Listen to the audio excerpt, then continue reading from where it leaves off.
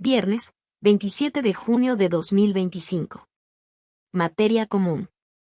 Tesis jurisprudenciales y aisladas. 1 de 26.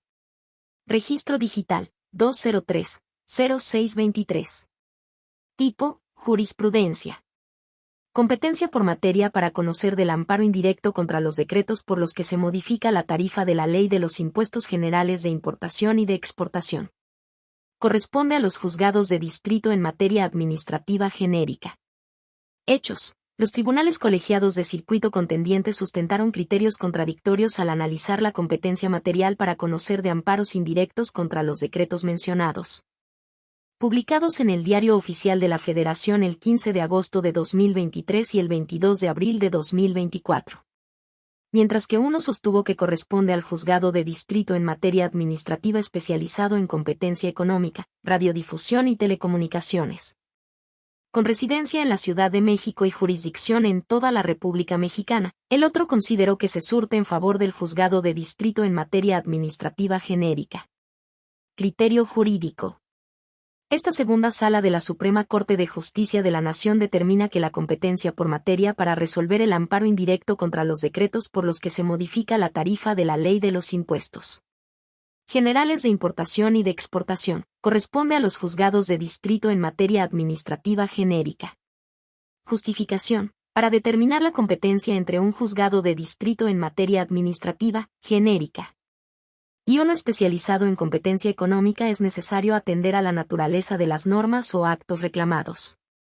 En los decretos referidos el Ejecutivo Federal, en ejercicio de las facultades previstas en los artículos 131 de la Constitución Federal y cuarto fracción, de la Ley de Comercio Exterior, estableció aranceles temporales a la importación de diversas mercancías, aspecto relacionado con la materia administrativa genérica, en específico con las ramas fiscal y aduanera.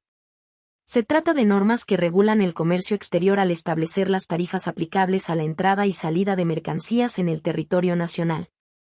Si bien se destacó la necesidad de implementar acciones para recuperar el mercado interno, ello es insuficiente para considerar que su estudio guarda relación con la materia de competencia económica, toda vez que los decretos no inciden en el sector competitivo de algún mercado regulado que requiera conocimientos técnicos especializados. Tampoco regulan hechos o actos de los agentes económicos o de las autoridades que tengan por objeto o efecto impedir el acceso de competidores o limitar la capacidad de los agentes económicos para contender en los mercados. Ni se relacionan directamente con prácticas desleales de comercio internacional, sino que su propósito es regular el comercio exterior. De ahí que la competencia corresponde a los juzgados de distrito en materia administrativa genérica. Segunda sala. 2 de 26. Registro digital, 203-0617. Tipo, jurisprudencia. Amparo directo. Cuando se concede contra una sentencia dictada en el nuevo procedimiento laboral, sus efectos no se limitan a declarar su insubsistencia y al dictado de una nueva, sino que obligan al Tribunal Laboral a cumplir con la secuencia de actos e intervención de las partes en una audiencia de juicio. Hechos. Un trabajador promovió un procedimiento especial de seguridad social en el que reclamó la devolución de los recursos acumulados en dos subcuentas de su cuenta individual de ahorro para el retiro. El juez federal desestimó su pretensión en la sentencia dictada en la audiencia de juicio. Contra esa decisión aquel promovió juicio de amparo directo en el cual se determinó que sí tiene derecho a la devolución de los recursos de que se trata. Criterio jurídico. Este tribunal colegiado de circuito determina que los efectos de un fallo protector contra una sentencia dictada en el nuevo procedimiento laboral obligan al Tribunal Laboral a cumplir con la secuencia de actos e intervención de las partes en una audiencia de juicio. Justificación. De acuerdo con los artículos 873H, 873 y 873J de la Ley Federal del Trabajo, la audiencia de juicio es un solo acto procesal que, conforme a los principios de inmediación, concentración y continuidad, se integra por 3 periodos diferentes para su validez jurídica, a saber, 1. Pruebas, 2. Alegatos, y 3. Dictado de la sentencia, los cuales, por su naturaleza, contenido y alcance, deben iniciar siempre con la celebración de la audiencia y culminar formal y materialmente con el dictado de la resolución en la propia audiencia. lo que significa que no cabe emitirse el fallo si previamente no se ha agotado cada una de las actuaciones que le preceden a través del orden lógico y metodológico previsto para ello por la ley laboral. Luego, cuando se otorga la protección constitucional contra una sentencia recaída en la audiencia de juicio del nuevo procedimiento laboral, el tribunal responsable no debe limitarse a dejar insubsistente la resolución reclamada y emitir otra en la que se subsanen los vicios, sino que conforme a los principios de inmediación, concentración y continuidad, está constreñido a citar a las partes a una nueva audiencia de juicio en la que debe dejar firmes todas las actuaciones en las que no se advirtió algún vicio de legalidad y pronunciar la nueva sentencia en la propia audiencia, en la que se ciña a las directrices fijadas en el amparo. Primer Tribunal Colegiado en materia de trabajo del Tercer Circuito. 3 de 26. Registro digital, 203-0634. Tipo, jurisprudencia. Improcedencia del juicio de amparo. Se actualiza la causal relativa a la cesación de efectos cuando el acto reclamado desaparece de forma total e incondicional y no solo es un cese transitorio en sus efectos. Interpretación del artículo 61. Fracción 21, de la Ley de Amparo. Hechos. En varios juicios de amparo se examinaron los elementos y los diversos supuestos en que se actualiza la causa de improcedencia relativa a la cesación de efectos del acto reclamado prevista en el artículo citado. Criterio jurídico. Este tribunal colegiado de circuito determina que la causa de improcedencia de cesación de efectos exige la desaparición completa e incondicional del acto reclamado, y no solo un cese transitorio en sus efectos. Justificación. El artículo 61, fracción 21, de la Ley de Amparo dispone que el juicio de amparo es improcedente cuando hayan cesado los efectos del acto reclamado, lo cual se actualiza cuando este último en un momento histórico existía, pero con posterioridad desaparece o es dejado insubsistente y con ello desaparecen también todos sus efectos, los cuales se destruyen en forma inmediata, total e incondicional, como si se hubiera concedido el amparo a la parte quejosa. La doctrina jurisprudencial en materia de actos jurisdiccionales también reconoce que han cesado los efectos del acto reclamado cuando éste se impugna a través de algún recurso legal, de tal forma que la resolución recaída a éste sustituye procesalmente a la recurrida y, por ello, se estima que esta última cesó en sus efectos. Por el contrario, esta causa de improcedencia no se actualiza si la propia autoridad responsable deja insubsistente el acto reclamado o su ejecución, pero como consecuencia de una medida cautelar, como la suspensión del acto reclamado otorgada en el propio amparo que se promueva contra el referido acto, pues cuando dicha medida deje de surtir sus efectos, nada impediría que el acto reclamado o su ejecución se reiteren. De esta forma, para que se actualice la referida causa de improcedencia, 1. No basta que la autoridad responsable deje sin efectos o revoque el acto reclamado. 2. Es necesario que por virtud de lo ordenado por la autoridad responsable o por cualquier otra circunstancia, se destruyan todos los efectos del acto reclamado en forma total e incondicional. 3. Las cosas vuelvan al estado que tenían antes de la violación constitucional que se alegue. A. Como si se hubiera otorgado el amparo, y B. Como si el acto no hubiera invadido la esfera jurídica del particular. 4. Con motivo de la cesación de efectos del acto reclamado, éste no deje ninguna huella. Y 5. La razón que justifica la referida hipótesis de improcedencia no es la simple paralización o destrucción del acto de autoridad, sino la ociosidad de examinar la constitucionalidad de un acto que, a. ya no está surtiendo sus efectos ni los surtirá, y b. no dejó huella alguna en la esfera jurídica del particular que amerite ser borrada por el otorgamiento de la protección de la justicia federal. 11º Tribunal Colegiado en materia civil del Primer Circuito. 4 de 26. Registro digital, 203-0653. Tipo, jurisprudencia. Recurso de reclamación. La persona titular de la presidencia del Tribunal Colegiado de Circuito puede ser ponente siempre que no sea quien haya emitido la resolución recurrida. Hechos. En diversos impedimentos se interpusieron recursos de reclamación contra resoluciones emitidas por la persona titular de la presidencia del Tribunal Colegiado de Circuito. Los asuntos se turnaron a la ponencia respectiva, cuyo titular, en forma posterior a dicho turno, asumió la presidencia del referido órgano jurisdiccional. Criterio jurídico. Este tribunal colegiado de circuito determina que si bien el artículo 105 de la Ley de Amparo establece que en el recurso de reclamación será ponente una persona magistrada distinta de la que sea titular de la presidencia del tribunal colegiado de circuito, tal porción normativa no puede interpretarse en forma literal, pues la intención del legislador, a fin de salvaguardar la objetividad y transparencia del órgano colegiado, solo fue establecer una regla general en él. Sentido de evitar que la persona que como presidente del órgano jurisdiccional emitió la resolución recurrida en la reclamación, no sea la misma que realice el proyecto de resolución del recurso referido. Justificación. El artículo citado no previó el caso extraordinario en el sentido de que una vez emitida una resolución que se recurre en reclamación, la persona que la emitió como titular de la presidencia del tribunal colegiado de circuito, por la razón que sea, deje de serlo y ello motive la designación de una nueva persona que desempeñe esa función. Razón por la cual, si después de que se turna el recurso de reclamación a uno de los magistrados integrantes del tribunal colegiado de circuito, éste es designado como titular de la presidencia del mismo órgano jurisdiccional, nada impide que esa persona juzgadora, como ponente, elabore el proyecto de resolución respectivo, pues es evidente que no fue ella quien emitió la resolución recurrida. 11º Tribunal Colegiado en Materia Civil del Primer Circuito.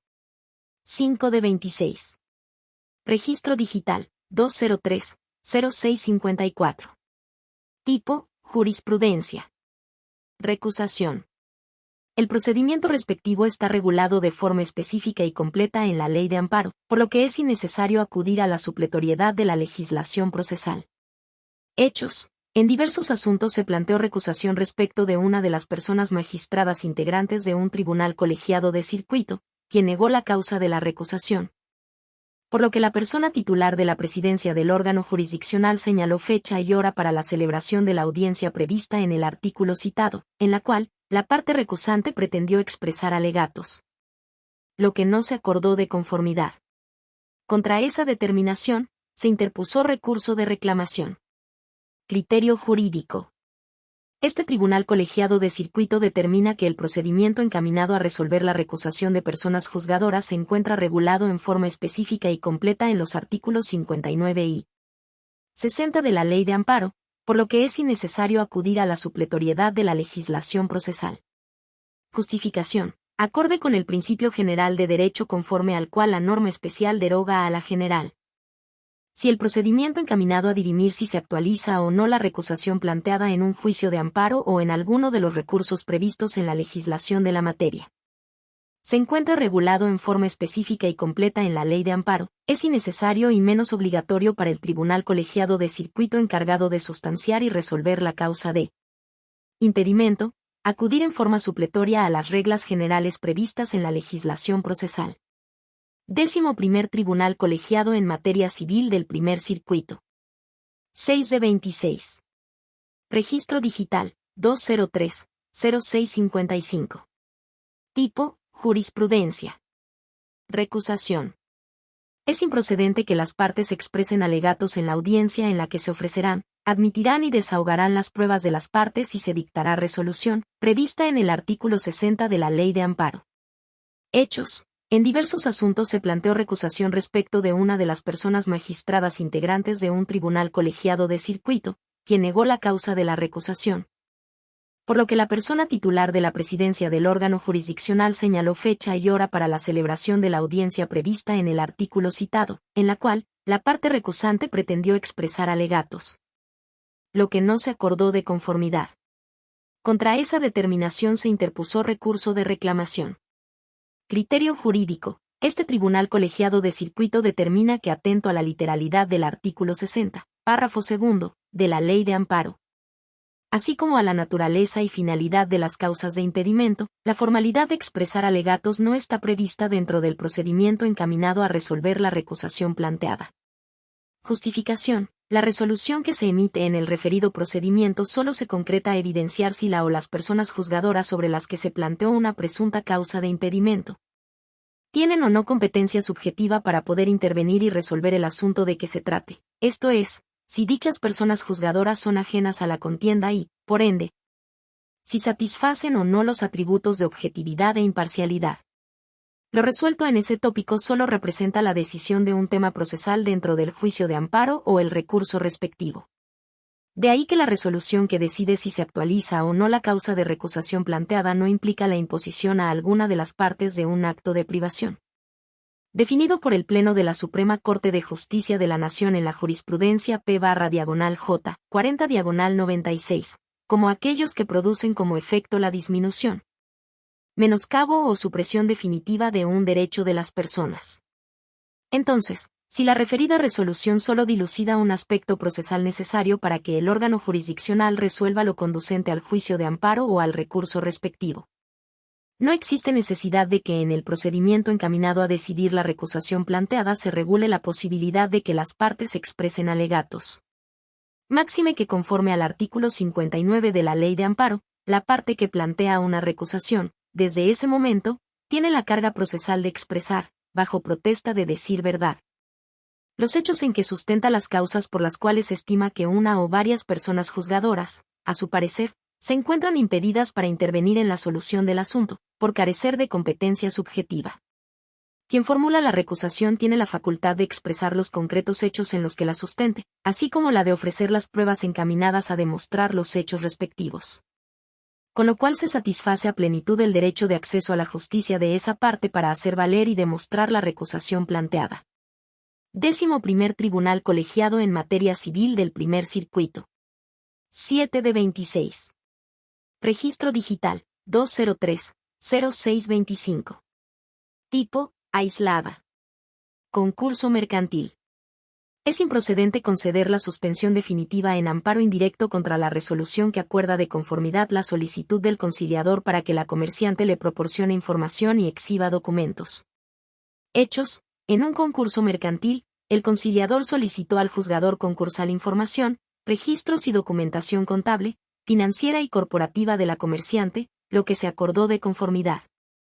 Contra esa resolución, la comerciante interpuso recurso de revocación, el cual se declaró infundado. Tal determinación se impugnó en amparo indirecto y se solicitó la suspensión para que no se llevara a cabo pesquisa alguna en su perjuicio, ni se inquiriera su contabilidad mediante la exhibición de la información y documentación solicitada por el conciliador. Criterio jurídico. Este tribunal colegiado de circuito determina que es improcedente conceder la suspensión definitiva en amparo indirecto contra la resolución que acuerda de conformidad la solicitud del conciliador para que requiera a la comerciante para que le proporcione la información y la documentación solicitados en un procedimiento concursal. Justificación. El hecho de que el órgano jurisdiccional responsable requiera a la concursada para que exhiba diversa documentación contable, solicitada por la persona conciliadora, constituye un acto necesario para la continuación del procedimiento de concurso mercantil. En términos de los artículos 121 y 123 de la Ley de Concursos Mercantiles, la solicitud del conciliador para que la concursada exhiba diversa documentación contable tiene la finalidad que aquella lleve a cabo una lista provisional de los créditos a cargo de la comerciante para presentarla ante la persona juzgadora del concurso, la que, seguido el procedimiento respectivo, será lista definitiva. Transcurrido el plazo que establece dicha ley, la autoridad judicial del concurso estará en condiciones de emitir la sentencia de reconocimiento, graduación y prelación de créditos. En caso de considerarse que la documentación solicitada es excesiva, será en la sentencia de fondo cuando se analice la legalidad respecto al requerimiento de la contabilidad de la concursada. De este modo, otorgar la medida suspensional implica suspender el procedimiento referido el cual se encuentra sujeto a plazos específicos y es de orden público. Además, el conciliador, como parte en el proceso del concurso mercantil, se encuentra sujeto a responsabilidades y temporalidades previamente establecidas en la mencionada ley. Por ende, la referida orden de requerir información y documentos a la comerciante no es expendable, pues no se actualiza el segundo requisito previsto en el artículo 128, fracción 2, de la Ley de Amparo. 11º Tribunal Colegiado en Materia Civil del Primer Circuito. 8/26. Registro Digital, 203-0629. Tipo, aislada. Discriminación estructural. Las políticas públicas constituyen un mecanismo de reparación integral ante la violación de derechos humanos de grupos vulnerables. Hechos, un grupo de personas integrantes de la comunidad LGBTQI reclamó de la persona titular del Ejecutivo y de la legislatura, ambos del Estado de México, la omisión de incluirles expresamente en alguna partida del presupuesto de egresos del Gobierno del Estado de México para el ejercicio fiscal de 2023, destinada a promover, respetar, proteger, garantizar y restituir sus derechos fundamentales. Criterio jurídico. Este tribunal colegiado de circuito determina que las políticas públicas constituyen un mecanismo de reparación integral frente a la violación de derechos humanos de grupos vulnerables afectados por la discriminación estructural.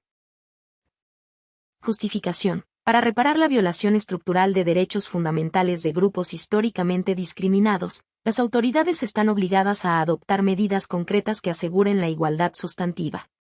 Dichas medidas comprenden el deber de emprender las acciones necesarias para alcanzar ese fin, tales como el desarrollo de políticas públicas, pues es indispensable reconocer la existencia de una problemática. Considerando la diversidad de la población, diagnosticar sus necesidades y los obstáculos estructurales que enfrentan, así como formular acciones afirmativas que corrijan esas desigualdades para garantizar que los derechos humanos sean efectivos en la práctica, en tanto que su éxito depende de una planificación que considere restricciones, viabilidad y evaluación continua. Solo mediante una política integral que incluya desde el reconocimiento del problema hasta la evaluación de los resultados, puede garantizarse la efectividad de las acciones estatales en la protección de derechos fundamentales. Primer Tribunal Colegiado en Materia Administrativa del Segundo Circuito. 9 de 26. Registro Digital, 203-0631. Tipo, aislada. Exclusión de grupos vulnerables en la asignación presupuestaria. Cuando responde a un mensaje estigmatizante o a una valoración discriminatoria basada en categorías sospechosas, prohibidos por el artículo 1 constitucional, vulnera el derecho a la igualdad, al generar de manera indirecta un efecto discriminatorio. Hechos: un grupo de personas integrantes de la comunidad LGBTQI reclamaron de la persona titular del Ejecutivo y de la legislatura, ambos del Estado de México, la omisión de incluirles expresamente en alguna partida del presupuesto de egresos del Gobierno del Estado de México para el ejercicio fiscal de 2023, destinada a promover, respetar, proteger, garantizar y restituir sus derechos fundamentales. Criterio jurídico. Este tribunal colegiado de circuito determina que la exclusión de grupos vulnerables en la asignación presupuestaria, cuando responde a un mensaje estigmatizante o a una valoración discriminatoria basada en categorías sospechosas, prohibidas por el artículo 1 constitucional, vulnera el derecho a la igualdad, al generar de manera indirecta un efecto discriminatorio. Justificación. El hecho de que una norma presupuestaria tenga una vigencia anual no implica que sus efectos discriminatorios se extingan por haber transcurrido el periodo para el cual fue creada, por el contrario.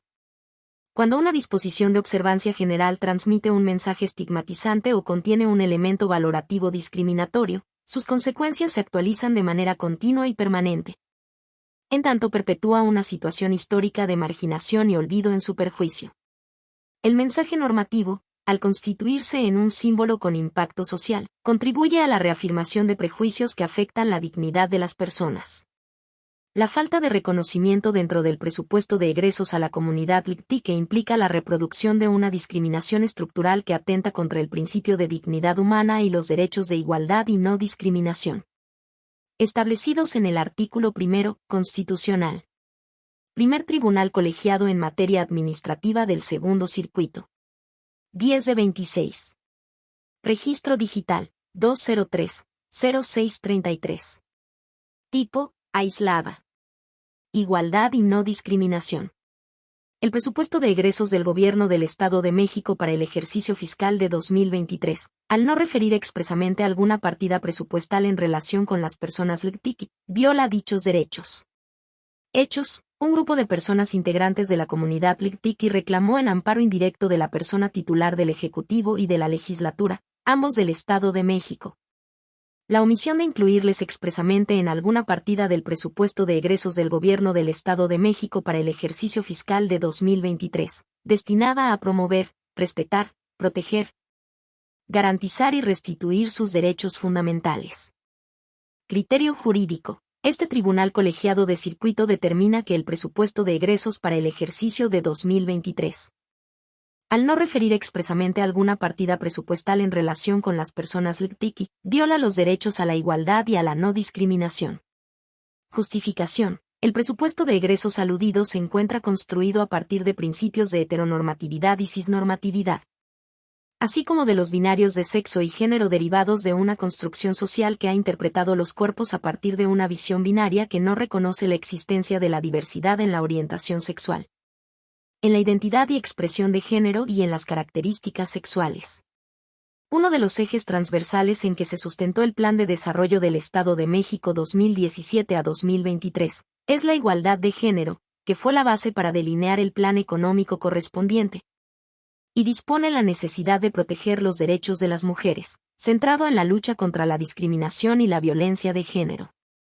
La lucha contra la discriminación y la violencia no solo debe abarcar a las mujeres, sino también a otros grupos que tradicional e históricamente han sido discriminados, que tienen características y necesidades diversas, ya que existe una realidad en relación a las personas que disienten en cuanto a su orientación sexual, identidad y expresión de género, y sus características sexuales, que enfrentan formas específicas de discriminación y violencia que también deben ser atendidas y no olvidadas.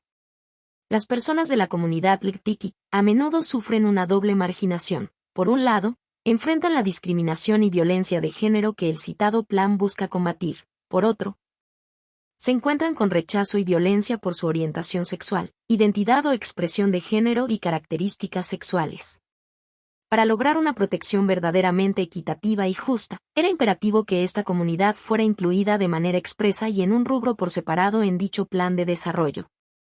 La omisión anterior resulta en los hechos discriminatoria, porque la obligación de las autoridades no se agota en una obligación de no hacer, sino que implica llevar a cabo acciones concretas que garanticen que todas las personas pueden ejercer, en igualdad de condiciones, sus derechos fundamentales, particularmente para quienes viven una situación persistente de exclusión y vulnerabilidad. Una visión de la igualdad que incluye la igualdad material o sustantiva implica atender las necesidades específicas de un grupo o persona, que evitan que pueda gozar de un derecho, acceder a un servicio, etc. En ciertos casos, para cumplir con el principio de igualdad no basta con que las normas jurídicas y políticas públicas otorguen en apariencia un tratamiento igual para todas las personas, igualdad jurídica o formal, sino que además es necesario que reconozcan las barreras o dificultades sociales, culturales, económicas o de otra índole a las que se enfrentan las personas que, por la población o grupo al que pertenecen, se encuentren en estado de vulnerabilidad, y en consecuencia, se adapten las políticas públicas a tales necesidades especiales, igualdad fáctica o material. El acto reclamado, al derivar del plan de desarrollo en comento, y construir en igual sentido su contenido, constituye una disposición jurídica que produce efectos discriminatorios en el grupo quejoso, pues esta población se encuentra en un estado de suma vulnerabilidad que le impide acceder a los derechos fundamentales, al existir factores que, sin posibilidad de opción y sin que medie decisión autónoma, les colocan dentro de grupos históricamente marginados, en una posición tradicional de sometimiento. Adoptar el principio de no discriminación no implica pretender igualar a las personas que forman parte de la diversidad en la orientación sexual, en la identidad y expresión de género, y en las características sexuales, sino otorgar la misma consideración en el reconocimiento de sus diferencias. Es decir, significa responder jurídica y políticamente al escenario plural e igualitario que caracteriza al espacio social moderno. Primer Tribunal Colegiado en Materia Administrativa del Segundo Circuito. 11 de 26. Registro Digital, 203-0635. Tipo, aislada. Improcedencia del amparo por cesación de efectos. Se actualiza cuando la resolución reclamada es sustituida procesalmente. Artículo 61, fracción 21, de la Ley de Amparo. Hechos. En varios juicios de amparo se examinaron los elementos y los diversos supuestos en que se actualiza la causa de improcedencia de cesación de efectos del acto reclamado prevista en el artículo citado. Criterio jurídico. Este tribunal colegiado de circuito determina que cuando la resolución reclamada es sustituida procesalmente, se actualiza la causa de improcedencia por cesación de efectos prevista en el artículo 61, fracción 21, de la Ley de Amparo. Justificación. Si la parte quejosa interpuso un recurso contra la resolución reclamada a través del juicio de amparo, la resolución dictada en ese recurso sustituye jurídicamente a la recurrida y, por ello, será la que prevalezca con independencia de que confirme, modifique o revoque la impugnada, por lo que la resolución dictada en el recurso es la que, en su caso, puede ser materia del juicio de amparo, pues las consideraciones de esta última son las que sustentan la solución de ese asunto en particular y las que deberán ser impugnadas y desvirtuadas a través de los conceptos de violación. 11º Tribunal Colegiado en Materia Civil del Primer Circuito. 12 de 26. Registro Digital, 203-0637. Tipo, aislada. Incidente de liquidación de sentencia. Requisitos para el análisis de las presuntas violaciones procesales que se impugnan en amparo indirecto, cuando el acto reclamado es la resolución dictada en ese procedimiento. Hechos, en la fase de ejecución de un juicio ordinario civil. Se promovió incidente de liquidación en el que se dictó interlocutoria que condenó a la parte demandada al pago de una cantidad líquida por concepto de intereses por determinado periodo. Resolución que confirmó el Tribunal de Alzada. La parte demandada promovió amparo indirecto contra la resolución del Tribunal de Apelación. El juzgado de distrito declaró inoperantes los conceptos de violación encaminados a combatir presuntas violaciones procesales ocurridas en el citado incidente, pues estimó que constituyen resoluciones independientes que debieron impugnarse por separado. La quejosa interpuso recurso de revisión al estimar que las resoluciones aludidas derivan del trámite del mismo incidente de liquidación, por lo que el juzgado federal debió examinar las presuntas violaciones procesales. Criterio jurídico. Este tribunal colegiado de circuito determina que para el examen de las presuntas violaciones procesales que se hubieran cometido durante la sustanciación del incidente de liquidación de sentencia, basta que, 1. Las actuaciones o resoluciones respectivas se encuentren vinculadas a ese incidente de liquidación, y 2. En acatamiento al principio de definitividad que rige la procedencia del juicio de amparo. Esas cuestiones procesales se hayan impugnado en el curso de ese procedimiento incidental a través del recurso o medio ordinario de defensa que establezca la legislación procesal que rija el juicio de origen. Justificación. El artículo 107, fracción 4, párrafo 2, de la Ley de Amparo, establece que el amparo indirecto procede contra la última resolución dictada en el procedimiento de ejecución de sentencia, y que en la misma demanda se pueden combatir las presuntas violaciones que se hubieran cometido en el procedimiento respectivo que hubieran dejado sin defensa a la parte quejosa y trascendido al resultado de la resolución. La primera sala de la Suprema Corte de Justicia de la Nación sustentó en la jurisprudencia 1A/J 6/98. Que las resoluciones que ponen fin a un incidente de liquidación constituyen actos emitidos después de concluido el juicio y, por ende, son impugnables a través del juicio de amparo indirecto. Acorde al principio fundamental que rige la procedencia del juicio de amparo, previsto en las citadas porción normativa y jurisprudencia. La acción constitucional en la vía indirecta procede contra la resolución que pone fin al incidente de liquidación de sentencia y, en la misma demanda de amparo deben combatirse las presuntas violaciones que se hubieran cometido en el procedimiento respectivo. La excepción a esa regla general consiste en que el amparo indirecto procede contra actos emitidos en la fase de ejecución de sentencia que afectan de forma inmediata o inminente derechos sustantivos de los previstos en la Constitución General, o normas de derechos humanos contenidas en los tratados internacionales de los que el Estado mexicano es parte, con la condición de que sean ajenos a la cosa juzgada. El examen de las presuntas violaciones procesales no se encuentra condicionado a que todas las apelaciones interpuestas contra cuestiones procesales y la propia interlocutoria de primera instancia se hayan resuelto en un mismo toca y en una misma resolución. 11º Tribunal Colegiado en Materia Civil del Primer Circuito. 13 de 26. Registro Digital, 203-0638. Tipo, aislada. Informes justificados. La vista que se dé a las partes por el término de 8 días anteriores a la celebración de la audiencia constitucional, constituye una formalidad esencial del procedimiento en el amparo indirecto. Hechos. La parte quejosa promovió amparo indirecto como persona extraña por equiparación, pues reclamó el emplazamiento que se le practicó en la controversia de origen. El juzgado de distrito sobreseyó el juicio al considerar que la parte quejosa no satisfizo el principio de definitividad. En el recurso de revisión, El Tribunal de Alzada revocó la sentencia y ordenó se repusiera el procedimiento, pues no se dio vista a la parte quejosa con el informe justificado de diversas autoridades responsables. Criterio jurídico. Este tribunal colegiado de circuito determina que en términos de lo previsto en el artículo 117 de la Ley de Amparo, la vista con los informes justificados rendidos por las autoridades responsables, por el término de 8 días anteriores a la celebración de la audiencia constitucional, es una formalidad esencial del procedimiento en el juicio de amparo indirecto. Justificación. A través de la vista a las partes se salvaguarda el derecho fundamental de audiencia de las que intervienen en el juicio de amparo, ya que el conocimiento de las constancias que integran el juicio de origen les permite: 1. Ofrecer pruebas que ameriten preparación. 2. Ampliar la demanda respecto de actos que se evidencien con las constancias del juicio de origen y que, en su caso, desconozca la parte quejosa. Y 3. Objetar en la audiencia constitucional aquellas constancias que hubieren desconocido y que se evidencien con el informe justificado. Todo ello salvaguarda a favor de las partes que intervienen en el juicio de amparo los derechos fundamentales de audiencia y de acceso a la justicia previstos en los artículos 14, párrafo segundo, y 17 de la Constitución Federal, pues la vista con el contenido del informe justificado representa la oportunidad legal para que las partes puedan ejercer los derechos antes indicados en forma oportuna dentro del procedimiento del amparo indirecto. En ese contexto, conforme al artículo 117 de la Ley de Amparo, corresponde al juzgado de distrito velar por la correcta sustanciación del juicio constitucional. 11º Tribunal Colegiado en Materia Civil del Primer Circuito. 14 de 26. Registro digital, 203-0641. Tipo, aislada.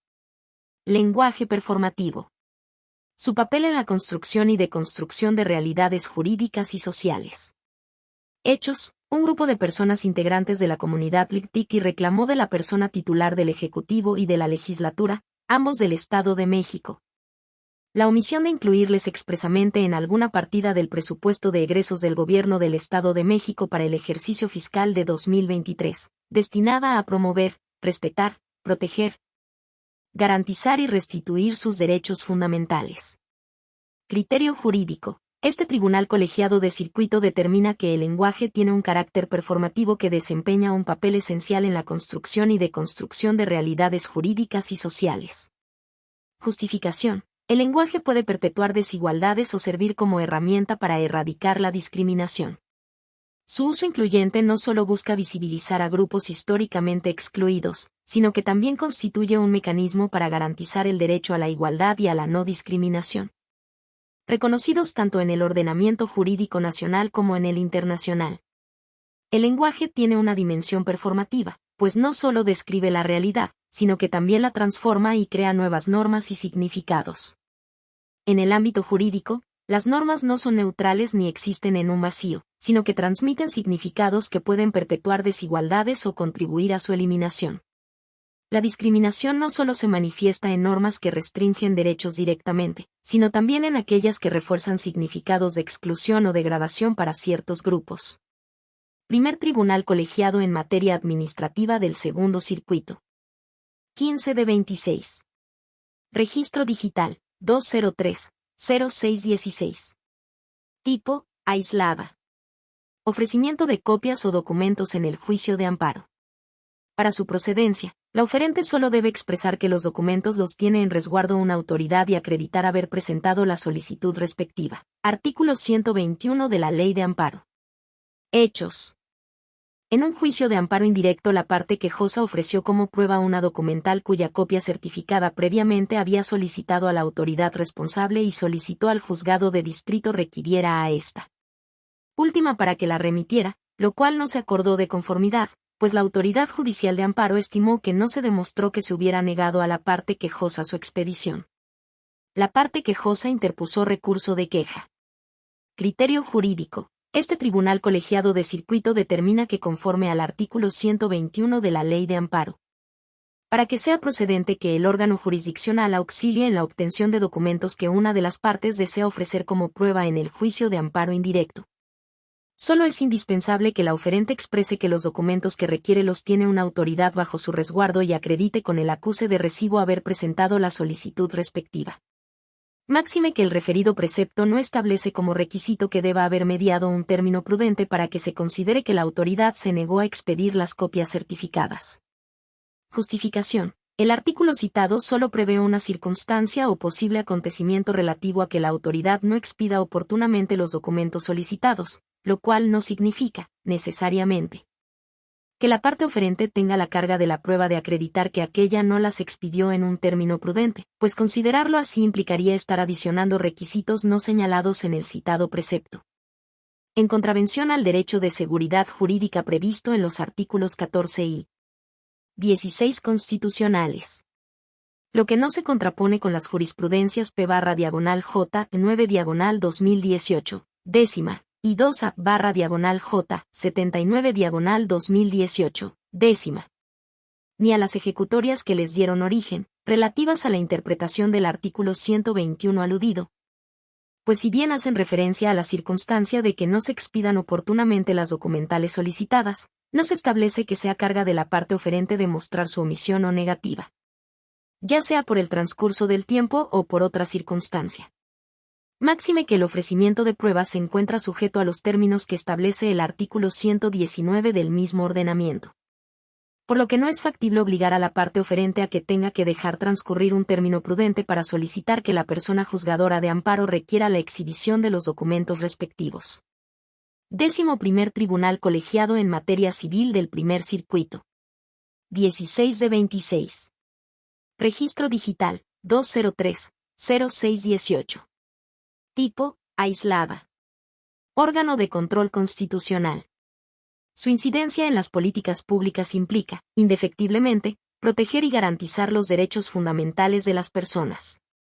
Hechos: un grupo de personas integrantes de la comunidad LGTBI reclamó en amparo indirecto de la persona titular del Ejecutivo y de la Legislatura, ambos del Estado de México, la omisión de incluirles expresamente en alguna partida del presupuesto de egresos del Gobierno del Estado de México para el ejercicio fiscal de 2023, destinada a promover, respetar, proteger, garantizar y restituir sus derechos fundamentales.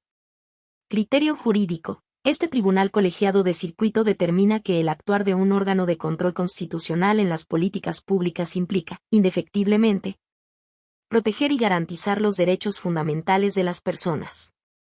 Justificación. El control constitucional ejercido por el Poder Judicial de la Federación no solo tiene la función de garantizar la supremacía de la Constitución, sino que también propicia el diálogo institucional entre los distintos ámbitos del poder público.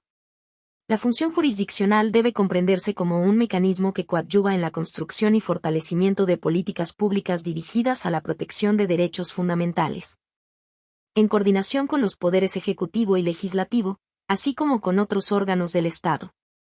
El incumplimiento de los deberes constitucionales no puede atribuirse de manera aislada a un solo poder u órgano estatal, sino que es responsabilidad conjunta del Estado, como un ente único, orientado a garantizar el bienestar general. El ejercicio del control constitucional no se limita a la invalidación de normas o actos contrarios a la Carta Magna, sino que también actúa como un canal de participación en la esfera pública. La labor del Poder Judicial de la Federación contribuye a alentar diálogos institucionales que faciliten la cooperación entre poderes, para remediar problemáticas públicas y evitar la vulneración de los derechos fundamentales de las personas.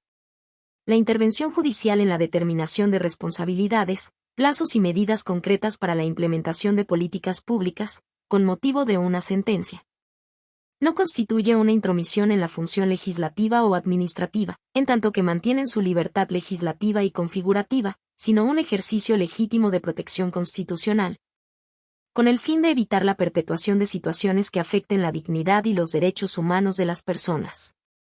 Así, la interacción entre los distintos poderes del Estado, bajo un esquema de diálogo y corresponsabilidad, permite que las políticas públicas se diseñen e implementen con base en criterios de constitucionalidad y convencionalidad, garantizando que sus efectos se traduzcan en el respeto y protección efectiva de los derechos fundamentales. Primer Tribunal Colegiado en Materia Administrativa del Segundo Circuito. 17 de 26. Registro Digital, 203-0646. Tipo, aislada. Personas LGBTQ. La sola manifestación de ser integrantes de este grupo es suficiente para justificar su autoadscripción a esta comunidad y reconocerles con esa calidad en los procedimientos jurisdiccionales. Hechos. Un grupo de personas integrantes de la comunidad LGBTQ reclamó, en amparo indirecto, de la persona titular del Ejecutivo y de la Legislatura, ambos del Estado de México, la omisión de incluirles expresamente en alguna partida del presupuesto de egresos del Gobierno del Estado de México para el ejercicio fiscal de 2023, destinada a promover, respetar, proteger, garantizar y restituir sus derechos fundamentales. Criterio jurídico. Este tribunal colegiado de circuito determina que bajo el principio de buena fe es suficiente que un grupo de personas se reconozcan y autoadscriban como integrantes de la comunidad LGBTQ en los procedimientos jurisdiccionales, para que sean consideradas como parte integrante de esta. Justificación. Los artículos 1 de la Constitución Política de los Estados Unidos Mexicanos, 1 y 24 de la Convención Americana sobre Derechos Humanos, así como 5 y 10 de la Convención Interamericana contra toda forma de discriminación e intolerancia garantizan el derecho humano al libre desarrollo de la personalidad, el cual conlleva el reconocimiento de los derechos a la identidad personal, sexual y de género. Bajo el principio de buena fe, la sola manifestación de les quejoses como integrantes de la población LGBTQ es suficiente para justificar su autoadscripción. Así lo ha reconocido la Corte Interamericana de Derechos Humanos en el caso Atala Rifo y Niñas vs. Chile, al sostener que la orientación sexual y la identidad de género son categorías protegidas por la Convención Americana sobre Derechos Humanos, pues están vinculadas con el concepto de libertad y la facultad de toda persona para autodeterminarse y elegir, de manera libre, las opciones y circunstancias que dan sentido a su existencia, conforme a sus propias convicciones. Primer Tribunal Colegiado en Materia Administrativa del Segundo Circuito. 18 de 26. Registro Digital, 203-0647. Tipo, aislada. Personas LGBTQ. Su vulnerabilidad estructural afecta el ejercicio pleno de sus derechos humanos. Hechos. Un grupo de personas integrantes de la comunidad LGBTQ reclamó de la persona titular del Ejecutivo y de la Legislatura, ambos del Estado de México, la omisión de incluirles expresamente en alguna partida del presupuesto de egresos del Gobierno del Estado de México para el ejercicio fiscal de 2023, destinada a promover, respetar, proteger, garantizar y restituir sus derechos fundamentales. Criterio jurídico. Este tribunal colegiado de circuito determina que las personas LGBTQ se encuentran en una situación de vulnerabilidad estructural derivada de la interacción de múltiples factores sociales, situación que afecta el ejercicio pleno de sus derechos humanos. Justificación. El reconocimiento de la vulnerabilidad estructural de las personas LGBTQ encuentra sustento en diversos factores que afectan su desarrollo y ejercicio de sus derechos humanos. La discriminación y el estigma social han perpetuado condiciones de exclusión y violencia contra esta población. La existencia de leyes discriminatorias y la falta de reconocimiento legal en múltiples ámbitos refuerzan la marginación y limitan el acceso a sus derechos fundamentales. La violencia y los crímenes de odio constituyen una amenaza constante, generando un entorno de temor e inseguridad que impide el goce pleno de sus derechos humanos. Situación que se agrava ante las dificultades para acceder a mecanismos efectivos de protección y acceso a la justicia, lo que propicia impunidad y revictimización. Las barreras en el acceso a servicios básicos, tales como la salud, la educación y el empleo, profundizan la desigualdad y perpetúan la situación de vulnerabilidad de este grupo. En consecuencia, es necesario adoptar medidas que garanticen la igualdad y la no discriminación mediante la promoción y protección de sus derechos humanos, de conformidad con los principios de dignidad, libertad y autodeterminación. Primer Tribunal Colegiado en Materia Administrativa del Segundo Circuito. 19 de 26. Registro Digital, 203-0648. Tipo, aislada. Perspectiva de género y perspectiva de orientación sexual, identidad y expresión de género y características sexuales, o CIEX. Sus diferencias conceptuales. Hechos. Un grupo de personas integrantes de la comunidad LGBTQ reclamó de la persona titular del Ejecutivo y de la Legislatura, ambos del Estado de México, la omisión de incluirles expresamente en alguna partida del presupuesto de egresos del Gobierno del Estado de México para el ejercicio fiscal de 2023, destinada a promover, respetar, proteger, garantizar y restituir sus derechos fundamentales. Criterio jurídico. Este tribunal colegiado de circuito determina que la perspectiva de género y la perspectiva de orientación sexual, identidad y expresión de género y características sexuales, o CIEX, tienen una diferenciación conceptual, por lo que deben analizarse de manera diferenciada, ya que responden a realidades específicas y a necesidades diversas de las personas en la garantía de sus derechos. Justificación. La perspectiva de género se refiere a la construcción social de los atributos, funciones e identidades asignadas a mujeres y hombres, así como a las relaciones de poder derivadas de estos roles. Dicha perspectiva debe aplicarse a todas aquellas situaciones que implican relaciones de poder o desigualdad derivadas de las ideas preconcebidas y jerarquías de poder que se basan en el género de las personas y sus interacciones sociales.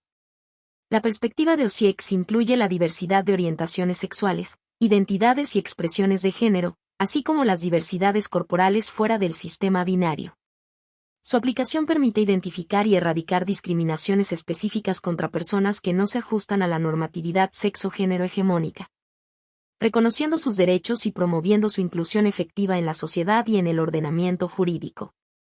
La perspectiva de OSIEX considera como importante reconocer y respetar dicha diversidad dentro de la comunidad LGBTQ, ya que abarca una amplia gama de orientaciones sexuales, identidades o expresiones de género, así como de diversidades corporales, y no todas las personas dentro de esta comunidad comparten las mismas orientaciones sexuales, identidades o expresiones de género. En suma, la perspectiva de género no puede confundirse con la perspectiva de orientaciones sexuales, identidades o expresiones de género y características sexuales, así como las diversidades corporales, ya que cada uno de estos aspectos representa dimensiones distintas de la experiencia humana y requiere un enfoque específico para comprender y abordar las necesidades y desafíos asociados. Primer Tribunal Colegiado en Materia Administrativa del Segundo Circuito. 20 de 26. Registro Digital, 203-0649. Tipo, aislada. Prevención para aclarar la demanda. Debe notificarse electrónicamente si desde la presentación de la demanda la parte quejosa solicitó que las notificaciones personales se hicieran de esa forma y proporcionó la firma electrónica avanzada. Hechos. En diversos juicios de amparo directo la parte quejosa, desde su demanda, señaló que contaba con firma electrónica avanzada registrada en el portal de servicios en línea del Poder Judicial de la Federación y nombre de usuario, el cual proporcionó, y solicitó se le permitiera consultar el expediente electrónico. El Tribunal Colegiado de Circuito la previno para que aclarara la demanda, reservó acordar lo conducente a su solicitud de consultar el expediente electrónico hasta que se desahogara la prevención, e indicó que en virtud de que señaló domicilio para recibir notificación en diversa jurisdicción territorial, ordenó que las notificaciones se le practicaran por medio de lista. La parte quejosa desahogó la prevención y el Tribunal Colegiado de Circuito acordó de conformidad la solicitud de consultar el expediente electrónico y tuvo por no presentada la demanda al estimar que el desahogo se hizo en forma extemporánea. La parte quejosa interpuso recurso de reclamación. Criterio jurídico. Este Tribunal Colegiado de Circuito determina que si desde la demanda de amparo se solicitó que las notificaciones se realizaran de forma electrónica y se cumplieron los requisitos para que la parte quejosa consultara el expediente electrónico, las notificaciones para que aclare la demanda deben practicarse por esa vía. Justificación. Ello, al actualizarse los supuestos del artículo 26, fracciones y, inciso C, y 4, de la Ley de Amparo, que establecen que los requerimientos deben notificarse personalmente y realizarse electrónicamente cuando así se solicite, siempre que se cuente con la firma electrónica avanzada. De ahí que, si desde la demanda se cumplió con este requisito, la notificación debe practicarse por ese medio, aun cuando la parte quejosa no señale domicilio ubicado en el lugar donde se tramita el juicio de amparo. 11º Tribunal Colegiado en Materia Civil del Primer Circuito. 21 de 26. Registro Digital, 203-0656. Tipo, aislada. Reposición del procedimiento en el juicio de amparo indirecto. Debe ordenarse si se declaró fundada la excepción de incompetencia en un juicio mercantil oral y el juzgado de distrito no recabó las constancias para determinar si operó la sustitución de la autoridad responsable. Hechos. La parte demandada en un juicio mercantil oral promovió 2 juicios de amparo indirecto contra el embargo sobre bienes de su propiedad y contra la negativa de levantarlo, respectivamente.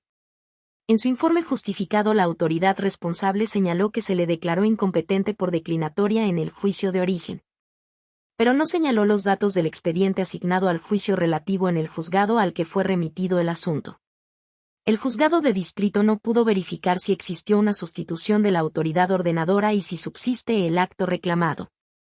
Se sobreseyó en el primer juicio de amparo y en el segundo se negó la protección constitucional. Criterio jurídico.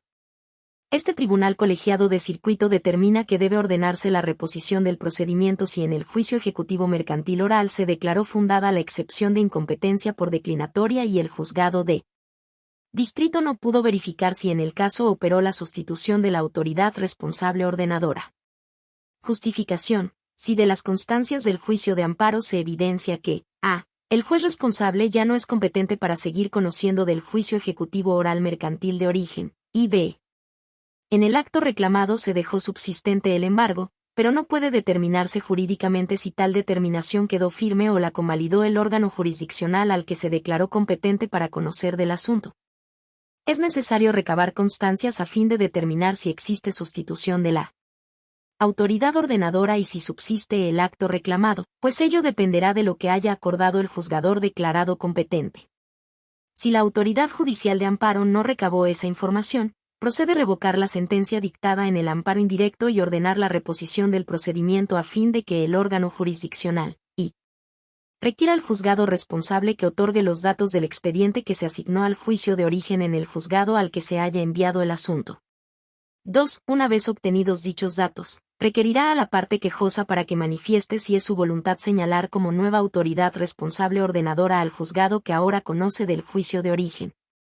Y en caso de ser así, se le deberá tener como autoridad responsable y se le requerirá que rinda su informe con justificación y remita copia certificada de lo actuado en el expediente que haya integrado.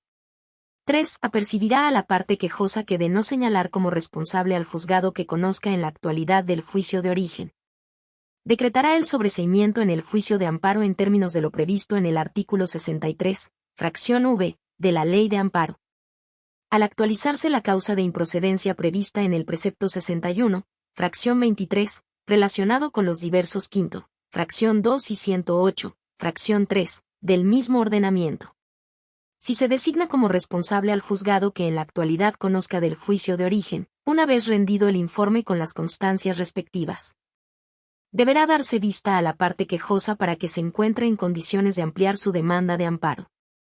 11º Tribunal Colegiado en Materia Civil del Primer Circuito. 22 de 26. Registro Digital, 203-0660. Tipo, aislada. Suspensión de una resolución que contiene una condena en cantidad líquida. Si solo se reclama un monto específico que se estime excedente, la medida cautelar solo debe concederse respecto del monto controvertido. Hechos. En amparo indirecto se impugnó una resolución en la que se condenó a la parte quejosa al pago de una cantidad líquida por concepto de pensión alimenticia. El juzgado de distrito concedió la suspensión provisional y fijó garantía. La parte tercera interesada interpuso recurso de queja en el que argumentó que la suspensión definitiva debió concederse solo respecto de la cantidad que fue materia de impugnación. Criterio jurídico. Este tribunal colegiado de circuito determina que si en el juicio de amparo la parte quejosa reclama la resolución que le impuso una condena en cantidad líquida, pero solo impugna un monto específico que estime excedente, solo respecto de esta última cantidad debe concederse la suspensión. Justificación. Si la parte quejosa solo impugna la diferencia que estima que la autoridad responsable inadvirtió, debe estimarse que el pago de la restante cantidad a la que se le condenó, al no ser materia de impugnación, ha sido presuntamente consentido. Por ello, la suspensión del acto reclamado no puede tener el alcance de impedir que la parte tercera interesada pueda ejecutar la resolución reclamada respecto de la cantidad restante, pues de hacerlo se impide indebidamente su derecho para ejecutar el cobro de la cantidad sobre la que no formula controversia la parte quejosa. Por esa razón la suspensión no debe concederse respecto de la cantidad total a la que se condenó a la parte quejosa en la resolución reclamada, sino que debe concederse solo respecto de la fracción impugnada y negarse respecto del resto del monto materia de la condena. Lo anterior, a fin de obtener una determinación coherente entre lo pedido en los conceptos de violación por la parte quejosa y lo concedido en la medida cautelar. 11º Tribunal Colegiado en Materia Civil del Primer Circuito. 23 de 26. Registro Digital, 203-0620. Tipo, jurisprudencia. Competencia para conocer de un conflicto competencial por razón de territorio. Corresponde al Tribunal Colegiado de Circuito que ejerce jurisdicción sobre el juzgado de distrito que previno en el conocimiento de la demanda de amparo indirecto. Hechos: 2 tribunales colegiados de circuito especializados, uno en materia de trabajo y el otro en materia administrativa. Estimaron carecer de competencia para conocer del conflicto competencial por razón de territorio suscitado entre juzgados de distrito que se negaron a conocer del amparo indirecto en el que se reclamó el acuerdo por el que se suprimen y determinan competencias territoriales y por materia de las juntas especiales de la Junta Federal de Conciliación y Arbitraje, y se comunica cambio de adscripción de una oficina auxiliar, publicado en el Diario Oficial de la Federación el 17 de junio de 2024. En este se establece que los juicios que se encuentran en trámite ante las Juntas Especiales 17 y 18, ambas con residencia en Guadalajara, Jalisco, promovidos contra la Comisión Federal de Electricidad y el Servicio Postal Mexicano, serán tramitados hasta su total conclusión en la Junta Especial número 61, con residencia en Tepic, Nayarit. Mientras que uno sostuvo que el acto reclamado y la autoridad responsable están relacionados con la materia administrativa y, en soporte de su decisión, citó la tesis aislada PR, PTCS, 7L. 11ª. El otro rechazó la competencia por no tener jurisdicción sobre el juzgado de distrito especializado en materia de trabajo que previno en el conocimiento de la demanda.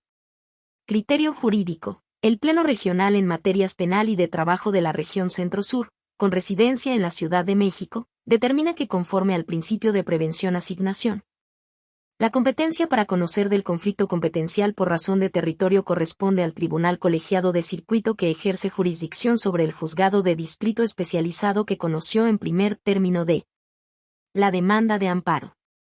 Justificación. Lo anterior en atención al principio mencionado y de la interpretación sistemática de los artículos 48 de la Ley de Amparo, 35, fracción 9.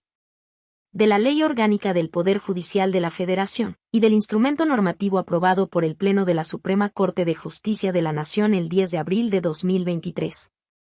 Que modificó el Acuerdo General 1/2023, de 26 de enero de 2023 del Pleno de la Suprema Corte de Justicia de la Nación, relativo a la determinación de los asuntos que conservará para su resolución, y el envío de los de su competencia originaria a las salas y a los tribunales colegiados de circuito. Ello, porque la tesis PR, PTCS, 7L, 11ª, analiza una regla de competencia distinta a la que aquí se determina. Ya que en ese caso los tribunales contendientes en los asuntos que le dieron origen, ejercían jurisdicción sobre el juzgado de distrito que previno en el conocimiento del asunto, al ser este semiespecializado. Por lo que en ese contexto se determinó que debía atenderse a la naturaleza del acto reclamado y de la autoridad responsable. Pleno Regional en Materias Penal y de Trabajo de la Región Centro-Sur, con residencia en la Ciudad de México. 24 de 26. Registro Digital, 203-0621. Tipo, jurisprudencia. Competencia para conocer del amparo indirecto contra el cobro que realizan empresas concesionarias de grúas que prestan servicios en auxilio del Ministerio Público. Corresponde al juez de distrito en materia administrativa y voz semiespecializado. Hechos. Los tribunales colegiados de circuito contendientes sustentaron criterios contradictorios al analizar que juzgado de distrito es competente por razón de materia para conocer del amparo indirecto contra el cobro que realiza una empresa concesionaria de grúas, que presta sus servicios en auxilio del Ministerio Público, para la devolución de un vehículo respecto del cual la autoridad ministerial ordenó su liberación y entrega. Mientras que uno estimó que se surte en favor de un juzgado de distrito en materia civil, administrativa y de trabajo y de juicios federales, el otro sostuvo que corresponde a un juzgado de distrito en materia penal. Criterio jurídico. El Pleno Regional en Materias Penal y de Trabajo de la Región Centro-Sur, con residencia en la Ciudad de México, determina que en el supuesto descrito la competencia corresponde a un juzgado de distrito en materia administrativa y voz semiespecializado. Justificación. conforme a las jurisprudencias P/J 83/98 y 2A/J 24/2009 del Pleno y de la Segunda Sala de la Suprema Corte de Justicia de la Nación. Para determinar la competencia por materia en amparo indirecto debe atenderse a la naturaleza del acto reclamado y de la autoridad responsable. En el caso, el acto reclamado es la determinación y cobro por concepto de arrastre, salvamento, traslado, custodia, depósito, resguardo y otros, como condicionante para la entrega de un vehículo liberado, realizado por una empresa concesionaria de grúas, que actuó en auxilio del Ministerio Público, sin que se atribuyera acto alguno a la representación social. De modo que la empresa señalada como autoridad responsable actuó como recaudadora de contribuciones en apoyo del Estado, conforme al marco jurídico local. Dichas funciones se encuentran reguladas por la Ley de Transporte del Estado de Puebla y su reglamento, la cual establece que la Secretaría de Movilidad y Transporte tiene la facultad exclusiva para otorgar permisos y concesiones a los prestadores de los servicios de arrastre y salvamento, y depósito de vehículos, los cuales se rigen por tarifas determinadas mediante acuerdos emitidos por dicha Secretaría, y se prestan bajo su control, vigilancia y supervisión administrativa. Por su parte, el artículo 4 del Código Fiscal del Estado de Puebla clasifica como derechos las contribuciones que se generan por la prestación de servicios públicos, como lo es la custodia de vehículos asegurados o puestos a disposición por autoridades como la Fiscalía General del Estado. En consecuencia, los actos realizados por las empresas concesionarias de grúas, como sujetos autorizados por el Estado, son de naturaleza administrativa, al derivarse del ejercicio de funciones públicas de gestión y recaudación. Pleno regional en materias penal y de trabajo de la región Centro-Sur, con residencia en la Ciudad de México. 25/26. Registro digital, 203-0622. Tipo, jurisprudencia. Competencia para conocer del amparo indirecto contra el decreto que prevé la transferencia de las aportaciones de las cuentas individuales para el retiro al Fondo de Pensiones para el Bienestar. Corresponde a los juzgados de distrito en materia administrativa. Hechos. Los tribunales colegiados de circuito contendientes sustentaron criterios contradictorios al determinar el órgano competente para conocer del amparo indirecto contra el decreto que prevé la transferencia de los recursos ingresos generados por las aportaciones de los trabajadores a sus cuentas individuales para el retiro, al Fondo de Pensiones para el Bienestar. Publicado en el Diario Oficial de la Federación el 30 de abril de 2024. Mientras que unos sostuvieron que lo reclamado se relaciona con la regulación de recursos públicos y su conocimiento corresponde a un juzgado de distrito en materia administrativa. El otro determinó que los recursos e ingresos se generaron con motivo de una relación laboral, aportaciones realizadas por el trabajador, por lo que es competente un juzgado en esa materia. Criterio jurídico. El Pleno Regional en Materias Penal y de Trabajo de la Región Centro-Sur, con residencia en la Ciudad de México, determina que corresponde a los juzgados de distrito en materia administrativa conocer de los amparos indirectos promovidos contra el decreto que prevé la transferencia de las aportaciones de las cuentas individuales para el retiro al Fondo de Pensiones para el Bienestar. Justificación, conforme a la jurisprudencia 2A/J 68/2019, décima, de la Segunda Sala de la Suprema Corte de Justicia de la Nación. En caso de que el juicio de amparo se promueva contra decretos legislativos, debe acudirse al bien jurídico o interés fundamental tutelado en las normas generales que los contienen, pues así se asegura que el juzgador que se pronuncie sobre su constitucionalidad se encuentra especializado en la materia correspondiente.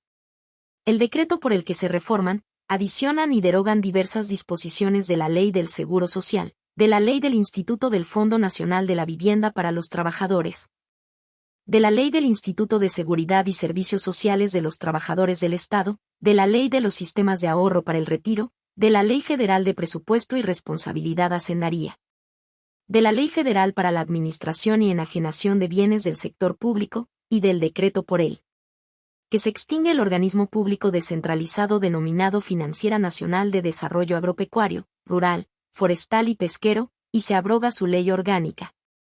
Publicado en el Diario Oficial de la Federación el 29 de mayo de 2023, para la creación del Fondo de Pensiones para el Bienestar. Tiene como finalidad la posible transferencia de los fondos de vivienda de los trabajadores o pensionados que cumplan 75 años de edad, sin necesidad de resolución judicial. en atención al interés fundamental de esa norma, la cual regula recursos públicos que no inciden directamente en cuestiones de seguridad social, en cuanto no se relaciona con fines de esta índole. El conocimiento del juicio de amparo promovido contra dicho decreto corresponde a la materia administrativa. Pleno regional en materias penal y de trabajo de la región Centro-Sur, con residencia en la Ciudad de México. 26 de 26. Registro digital, 203-0624. Tipo, jurisprudencia. Competencia por territorio. Corresponde al Tribunal Colegiado de Apelación que ejerce jurisdicción sobre el Juzgado de Distrito Auxiliado. Conocer del amparo indirecto promovido contra la resolución dictada por un homólogo en su carácter de tribunal de alzada. Hechos. Los tribunales colegiados de circuito contendiente sustentaron criterios contradictorios al determinar el órgano competente para conocer del amparo indirecto contra la sentencia dictada por un tribunal colegiado de apelación con competencia para actuar como tribunal de alzada, contra una determinación emitida por una persona juzgadora especializada en el sistema penal acusatorio que actúa en auxilio de un diverso juzgador. Mientras uno sostuvo que debía conocer el órgano jurisdiccional más cercano, el otro determinó que debía atenderse a la competencia originaria. Por lo que correspondía conocer al tribunal análogo que ejerce jurisdicción sobre el órgano auxiliado. Criterio jurídico. El Pleno Regional en materias penal y de trabajo de la región Centro-Sur, con residencia en la Ciudad de México. Determina que el Tribunal Colegiado de Apelación competente por territorio para conocer del amparo indirecto contra la resolución dictada por un tribunal homólogo. En el recurso de apelación interpuesto contra un acto de un juzgado especializado en el sistema penal acusatorio que actúa en auxilio de otro juzgado de distrito, es el que ejerce jurisdicción sobre él. Órgano auxiliado. Justificación. La competencia fincada ha determinado Tribunal Colegiado de Apelación para fungir únicamente como tribunal de alzada contra actos de un juzgado de distrito especializado en el sistema penal acusatorio que actúa en auxilio de uno diverso, no es apta para que, impugnada la sentencia del recurso de apelación, a través del amparo indirecto pueda considerársele legalmente competente por razón de territorio. Ello, porque la actuación de éste obedeció a la mencionada competencia auxiliar, y dicho proceder se acota y culmina con el dictado de la resolución del medio de impugnación ordinario. Por lo tanto, quien debe conocer del amparo indirecto promovido contra esa determinación es un tribunal homólogo que ejerza jurisdicción sobre el órgano auxiliado. Pleno regional en materias penal y de trabajo de la región Centro-Sur, con residencia en la Ciudad de México.